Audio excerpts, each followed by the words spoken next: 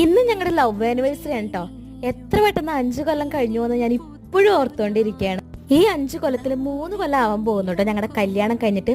കുറേ സ്ട്രഗിളിലൂടെയാണ് ഞങ്ങൾ ആ നേരത്തൊക്കെ കടന്നു പോയത്. ഇപ്പൊ ഓർക്കുമ്പോ അതൊക്കെ ഒരു രസമാണ് കേട്ടോ. ഞങ്ങൾ സ്നേഹിച്ചിരുന്നപ്പോ ഏറ്റവും കൂടുതൽ സന്തോഷിച്ചതും അതേപോലെ തന്നെ ദുഃഖിച്ചതും ഒരു ദിവസമാണ് കേട്ടോ. കൊറോണയൊക്കെ ആയിരിക്കുന്ന സമയമായിരുന്നു. അപ്പോൾ കൊറോണയൊക്കെ ഒന്ന് മാറി തുടങ്ങുന്ന സമയത്ത് ഞാൻ കോളേജിലേക്ക് വന്നു.